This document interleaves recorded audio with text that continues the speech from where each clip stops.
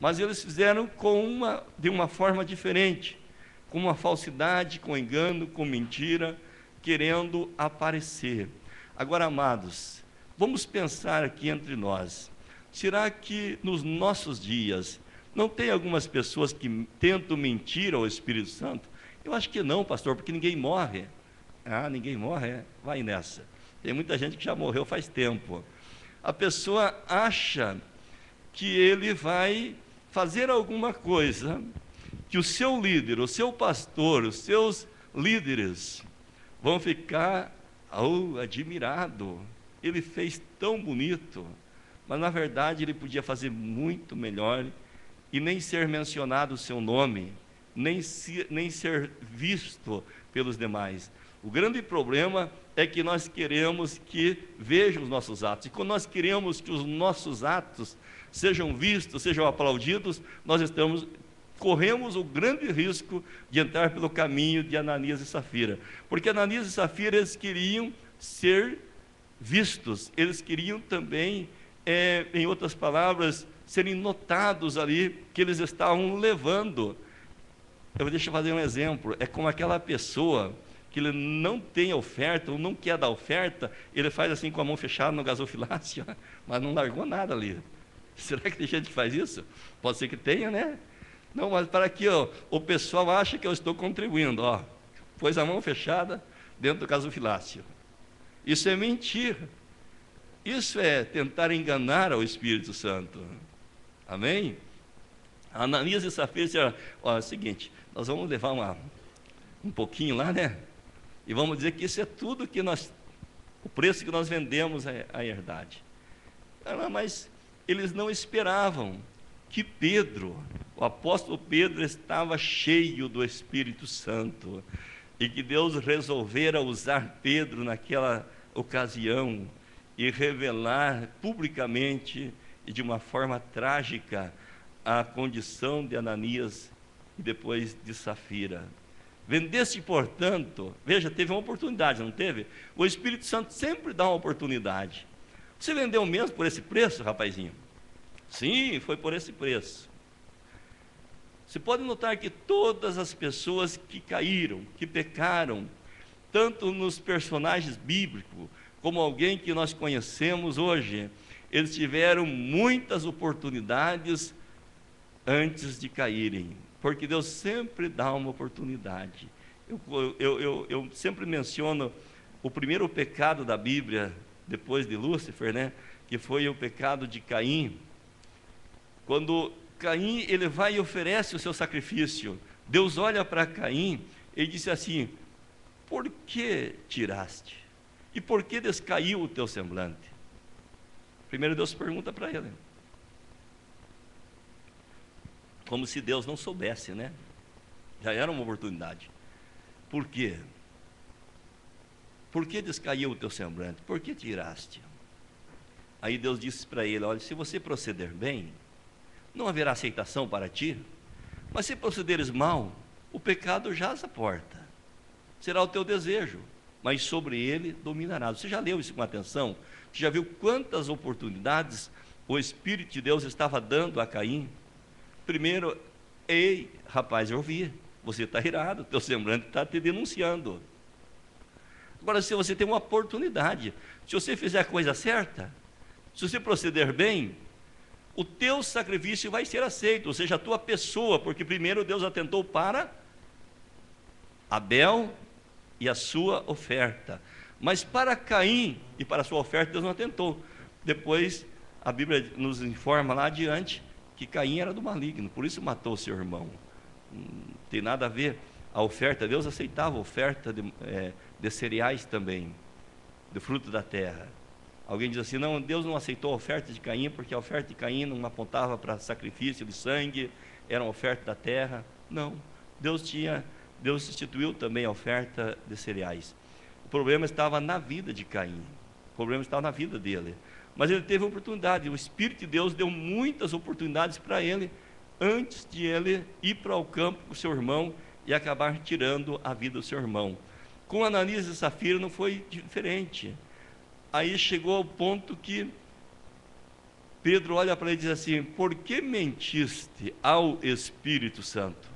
Não mentiste a Deus, ou seja, não mentiste aos homens, mas a Deus. Sei que os irmãos já leram muitas vezes, mas vamos ler esse versículo, Atos 5, versículo 3.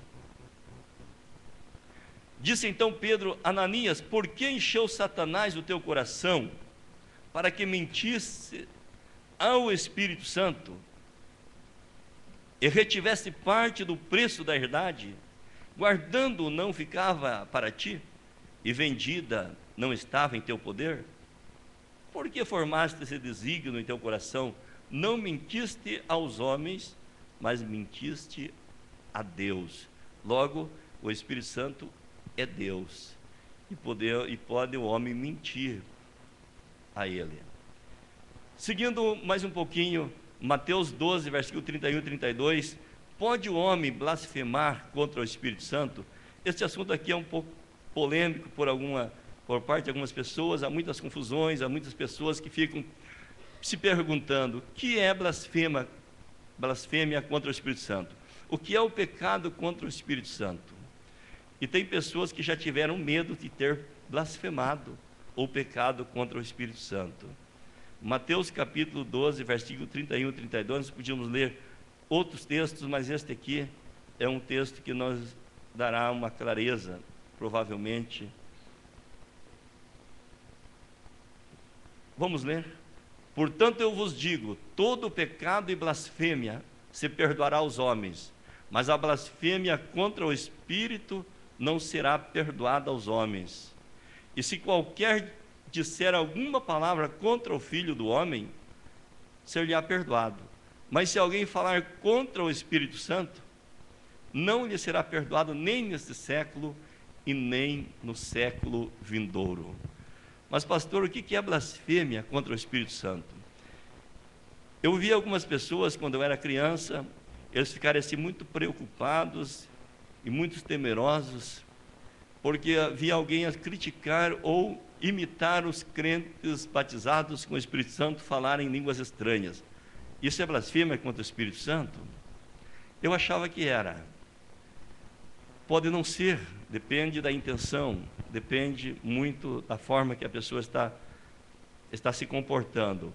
Mas no contexto que nós lemos aqui do capítulo 12 do Evangelho que Mateus registrou, nós lendo o contexto, nós vemos ali que Jesus, ele havia expulsado um demônio de uma pessoa que era cego e mudo. E esse homem, ele enxergou, ele começou a falar. E quando os fariseus, eles viram o que tinha acontecido, eles começaram então a dizer publicamente que Jesus havia expulsado aquele demônio pelo poder de Beelzebú, que era o príncipe dos demônios. No versículo 23, diz que toda a multidão estava admirada e dizia: não é este o filho de Davi? Mas os fariseus, ouvindo isto, diziam: esse não expulsa os demônios, senão por Beelzebú, príncipe dos demônios. Então eles atribuíam uma obra que o Espírito de Deus estava realizando através do seu Filho Jesus, porque o evangelista Lucas, ele usa a expressão dedo de Deus. Se eu expulso os demônios pelo dedo de Deus. Mas outro evangelista que ele diz que Jesus expulsava pelo Espírito de Deus. E esses fariseus, religiosos da época, eles estavam fazendo isso aqui não inconsciente. Eles estavam fazendo aqui por ignorância. Não, eles estavam fazendo conscientemente para tentar para atribuir aquela obra, dizendo que o maioral dos demônios, Beelzebú, estava agindo na vida de Jesus e ele estava expulsando demônios pelo poder de Beelzebú. Então, você atribuir uma obra de Deus, uma obra do Espírito Santo a Satanás, fazendo isso conscientemente, pode ser uma blasfêmia contra o Espírito Santo. Jesus disse que se alguém disser alguma palavra contra o Filho do Homem, isso lhe será perdoado. Mas se alguém falar contra o Espírito Santo, não lhe será perdoado nem neste mundo e nem no vindouro. E blasfemar desse modo seria impossível se o objeto de reverência não fosse um ser pessoal. É claro que nós podemos entender também que a resistência deliberada, consciente, à voz do Espírito Santo, pode ser um pecado fatal, mortal, porque quem convence o homem do pecado e da justiça e do juízo? O Espírito Santo. E se a pessoa rejeitar a operação, a voz do Espírito Santo, quem vai interceder por ele? Nós falamos ontem que Jesus, ao ressuscitar, ele subiu ao céu, e o escritor aos Hebreus diz que ele intercede por nós no céu. Nós dissemos também, lemos ontem, Romanos, diz que o Espírito Santo na terra, ele geme com gemidos inexprimíveis, ajudando as nossas fraquezas, intercedendo por nós. Deus, ele deu o seu Filho, ele se fez carne, e Jesus, se tornando carne como Deus, veio ao mundo para nos salvar. O Espírito Santo agora intercedendo por nós. E se nós rejeitarmos a intercessão dele, se nós rejeitarmos a voz dele, como que nós vamos ser salvos? Quem que vai interceder por nós? Quem que vai interceder pelo homem? Não, eu entendo que não existe nenhuma possibilidade de alguém se salvar se não for através do Espírito Santo, convencendo ele, agindo na vida dele, trabalhando na vida dele. Então, pecado contra o Espírito Santo também pode ser a rejeição ao Espírito Santo. Vocês lembram aqueles homens que apedrejavam Estevão? Quando Estevão abriu as Escrituras, e ele deu um dos mais lindos sermões da Bíblia, e ele falou com tanta eloquência. A Bíblia diz que Estevão, cheio do Espírito Santo, ele estava naquele momento. Nós vamos ler esse texto mais à frente. Mas o que os homens faziam? Eles rangiam os dentes e, enfurecidos, arremessaram contra Estevão. E Estevão disse para ele: homens de dura cerviz, homens incircuncisos de coração, porque eles estavam tão endurecidos, tão pedrificados pelo engano, e muitos deles eram conhecedores, mas eles resistiram. Estevão diz: vós sempre resistis ao Espírito Santo. Eles resistiram ao Espírito Santo de uma forma deliberada. Eles, isto é, não conseguiam curvar o seu pescoço, se humilhar um momento, quando o Espírito Santo estava agindo na vida de Estevão, naquele sermão, naquela mensagem poderosa. Isso também é um pecado contra o Espírito Santo. Não existe como a pessoa se salvar se ele resistir à voz do Espírito Santo. Se os irmãos tiverem, aí o nosso pastor quiser nos ajudar, se os irmãos tiverem algo para nos auxiliar nessa questão porque tem muitas pessoas que dizem assim, talvez você já ouviu, a pessoa chegar assim: pastor, por favor, eu acho que eu pequei contra o Espírito Santo, ora por mim, pastor. Você pode olhar para ele e dizer: você não pecou, você está arrependido. Quem pecou contra o Espírito Santo nunca mais terá sensibilidade de dizer: eu estou com medo de pecar contra Deus, eu estou pensando que eu aborreci a Deus. Ele se torna tão duro, é uma pessoa tão insensível, que ele não ouve mais a voz de Deus em hipótese alguma.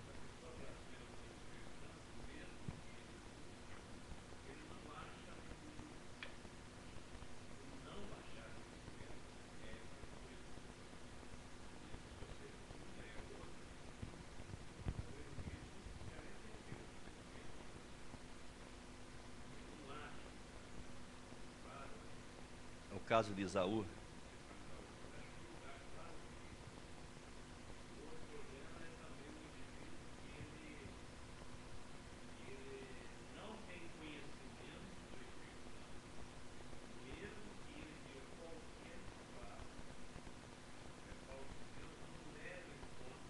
tempo da ignorância.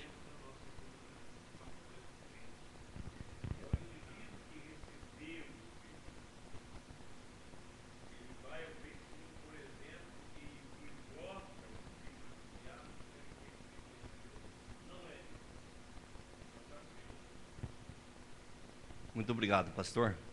Então, é exatamente isso que nós estávamos dizendo. A pessoa consciente, deliberadamente, sabendo que não é, como os fariseus faziam. Eles sabiam que era Deus que estava operando, mas eles preferiam dizer que Jesus expulsava os demônios por Beelzebu, príncipe dos demônios. Eu ouvi alguns anos atrás alguém contar, provavelmente deve ser uma história verídica, de um jovem que, ao ouvir o Evangelho, aceitou a Jesus como Salvador, mas como ele estava em uma comunidade muito contrária, muito opositora ao Evangelho, ele foi convencido por outras pessoas, por um grupo, que ele deveria voltar à sua igreja de origem. Eu vou deixar de citar aqui a igreja, e dizer que ele tinha sido enganado, que aquilo que ele recebeu era uma falsa, era uma ilusão, que ele não tinha sido nem sequer convencido, muito menos batizado com o Espírito Santo, quando ele já tinha sido até batizado com o Espírito Santo. E ele fez uma declaração pública na sua igreja de origem, se é que eu posso chamar de igreja, e disse: olha, eu fui enganado pelos evangélicos, e tudo aquilo ali não é verdade, era uma mentira. Ele fez aquilo e saiu, e algumas horas depois o encontraram enforcado, suicidou-se. Se esse fato for verídico, tem fundamento, porque se ele blasfemou contra o Espírito Santo, quem intercedia por ele? Aí o inimigo pode destruir a vida da pessoa a qualquer momento. Então, se a pessoa, ele é inconsciente, como já o nosso pastor nos ajudou aqui, ele é ignorante nesse respeito, não tem nenhum problema. Se ele é duro de coração, porque ele não não abriu o coração para o Espírito Santo lhe iluminar, claro que se nem um dia ele não abrir o coração, ele vai morrer na sua incredulidade e vai perder a oportunidade de ser salvo, mas ele pode não ter blasfemado contra o Espírito Santo. Amém? Prossigamos então, amados, mais um pouco, deixe-me ver, temos ainda um bom tempo.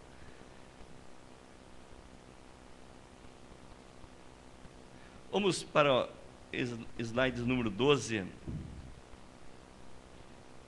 A sua importância em conexão com a adoração. Se o Espírito Santo é uma pessoa divina, e no entanto é desconhecida ou ignorada como tal, como uma pessoa divina, está sendo privado do amor e da adoração que lhe são devidos. Se por outro lado, entretanto, ele é apenas uma influência, ou é uma força, ou é um poder que emana de Deus, estaríamos praticando idolatria ou falsa adoração. Nós já falamos, o Espírito Santo ele não é uma influência, não é um poder que emana de Deus. Existia um bispo da Igreja Católica por nome Ário, do século IV depois de Cristo, e Ário, ele dizia, ele pregava, ele contestou sobre a Trindade, e para Ário não havia três pessoas numa só. Ele pregava contra a Trindade, como tem muitas pessoas que eles debatem, que não existe a Trindade, um Deus Pai, Deus Filho e Deus Espírito Santo. Para ele, para Ário, Jesus, ou seja, Jesus não era Deus. Jesus não era Deus, mas era Filho de Deus. E o Espírito Santo não era uma pessoa, mas era uma força de Deus. Ário dizia que Deus criou Jesus e Jesus criou o Espírito Santo. E que o Espírito Santo não era uma pessoa, mas era uma força de Deus. Era uma emanação de Deus. Ele foi considerado pela Igreja Católica Romana como um herege, foi combatido muitas suas heresias, entretanto, o arianismo, ele foi pregado e disseminado e alcançou os povos bárbaros da época, aquele povo considerado como pessoas não civilizadas e também não convertidas, né, como não eram mesmo. E eles invadiram na época o Império Romano.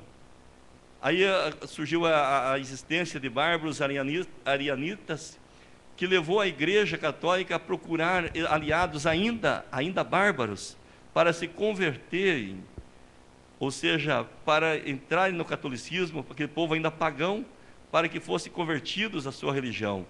Mas nós entendemos perfeitamente, como já dissemos, que se o Espírito Santo ele fosse uma influência, uma força, um poder que emana de Deus, então nós estaríamos praticando uma idolatria, uma falsa adoração, quando nós reverenciamos ao Espírito Santo, quando nós adoramos a Deus, quando nós adoramos a pessoa do Espírito Santo também.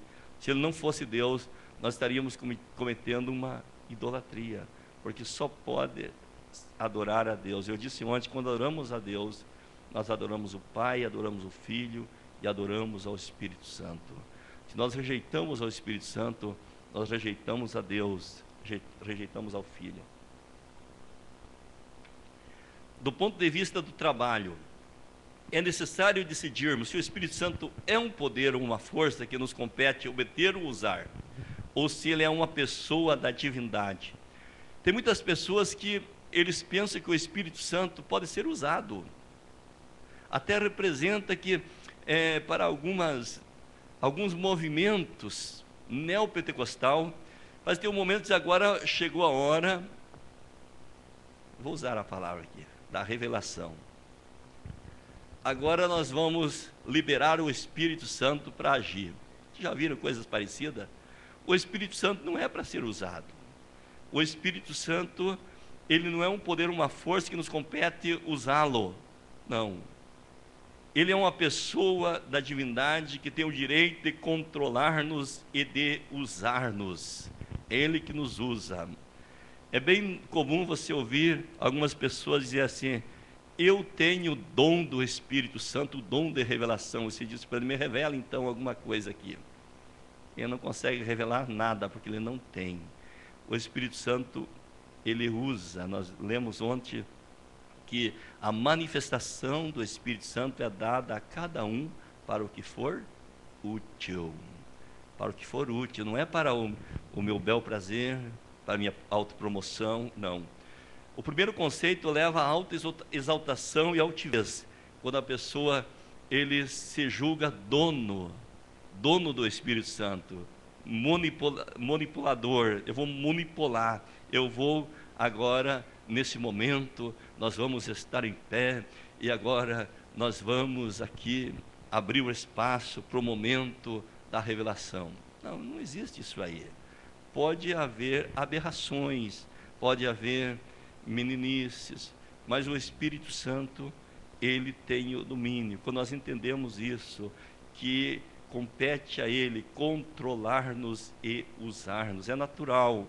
Quando o Espírito Santo se manifesta em dons espirituais, em revelações, nós como seres humanos, limitados e frágeis, nós nos emocionamos, muitas vezes as pernas tremem, e nós ficamos, muitas vezes entramos até, dependendo do caso, a pessoa fica um pouco, como posso dizer assim, se ele resiste à operação do Espírito Santo, ele fica em conflito, porque eu lembro-me quando, um exemplo, experiência minha, quando eu recebi o batismo com o Espírito Santo, que foi na época do nosso querido pastor, que hoje é o nosso missionário na África, em Mutarara, acho que né? É lá em Moçambique, Matola em Moçambique, o pastor Daniel Silviano. Eu sempre fui uma pessoa bastante tímida. Eu, lá no interior de Palmeira, eu fui à pequena cidade Palmeira, pela primeira vez entrei naquele templo, e eu estava buscando o batismo com o Espírito Santo há 3 meses. E naquela noite, mais ou menos na metade do culto, foi convidado para que fizéssemos uma oração em pé. Eu estava na nave do templo, e quando começamos a orar, eu senti as lágrimas desciam na minha face, eu comecei a me alegrar e eu perguntei a Jesus: por que o Senhor não me batiza com o Espírito Santo? E quando eu acabei de dizer, eu fui tomado de uma forma veemente. Eu comecei a falar em línguas estranhas. Eu levantei as minhas duas mãos e eu corri para o altar, para o púlpito, falando em línguas estranhas. Foi algo que eu não pude me controlar. Mas no outro dia, só para os irmãos terem uma experiência, para os irmãos terem entendimento, no outro dia todos os meus músculos doíam. Foi como se eu tivesse trabalhado um dia todo no serviço pesado. Eu estava com o corpo todo doendo, porque por causa da minha natureza, da minha timidez, eu queria me controlar e eu não conseguia me controlar. Aí o pastor levantou e disse: esse moço acaba de ser batizado com o Espírito Santo. E eu sempre entendia que batismo com o Espírito Santo, que nós vamos falar mais, se Deus nos der graça e tempo no final do estudo, batismo com o Espírito Santo é revestimento de poder. Para que vocês entendam melhor, porque quando eu ia indo de viagem, mais ou menos uns 38 quilômetros do interior de Palmeira até na cidade, eu conversei com o pastor, ainda como novo convertido, e eu falei: eu tenho desejo de pregar, tenho desejo de falar de Deus, de pregar o Evangelho. Ele não disse para mim: você faça um curso de teologia, você se prepare teologicamente. Mas ele disse, eu creio que, dirigido pelo Espírito Santo, naquele momento, ele falou para mim: busque o batismo com o Espírito Santo. Eu já estava buscando. Então eu pensei comigo: mas eu já estou buscando. Se o que falta para mim ser um pregador do Evangelho é ser batizado com o Espírito Santo, aí eu perguntei para Jesus: por que o Senhor não me batiza? Então, quando Jesus me batizou com o Espírito Santo, eu recebi aquilo como uma força, como um revestimento de autoridade e de poder para pregar o Evangelho. E eu prego o Evangelho hoje na unção do Espírito Santo, porque desde o dia que Jesus me batizou com o Espírito Santo, eu não parei mais de falar em línguas, de pregar o Evangelho, de fazer a vontade de Deus. Então, amados, o Espírito Santo, ele veio para controlar-nos e para usar-nos. Não é para nós usarmos ele. Não, eu não posso usar o Espírito Santo. Ele quem me usa.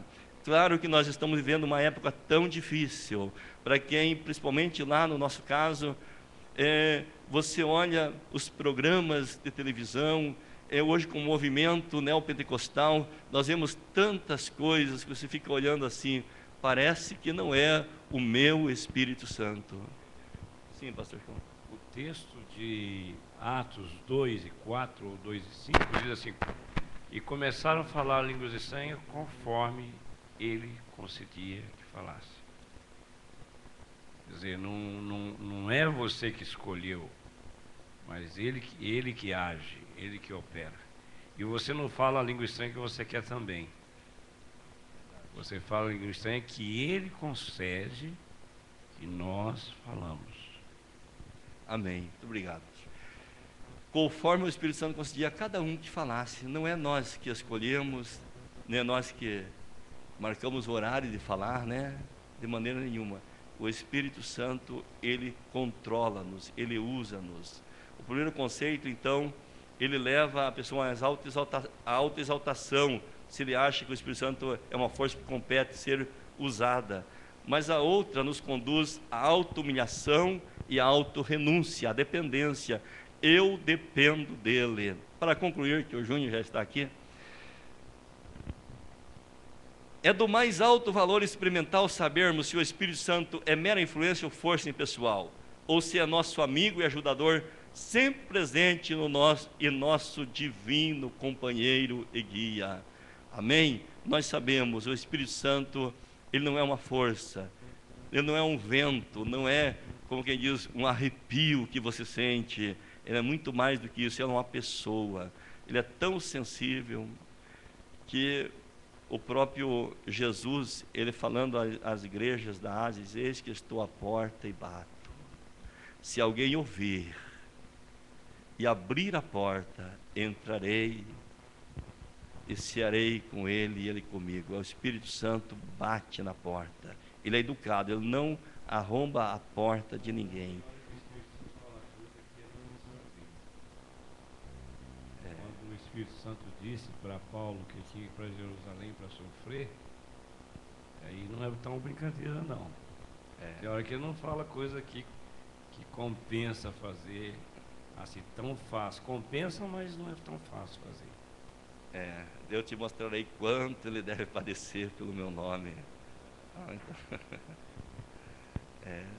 nós sempre queremos ouvir, né? Principalmente pessoas que correm, que vai atrás de profecia. Ele nunca vai para ouvir o que ele quer, o que ele precisa ouvir, mas o que ele quer ouvir, né? Ele vai para ouvir o que ele quer ouvir. É o caso lá dos seguidores, lá da aliança lá de Acabe com Josafá, né? Acabe diz, tem um tal de profeta aí, por nome de Micaías, mas ele nunca fala o bem, só fala mal de mim. Ele nunca fala bem de mim. Deus vos abençoe. Obrigado, em nome de Jesus.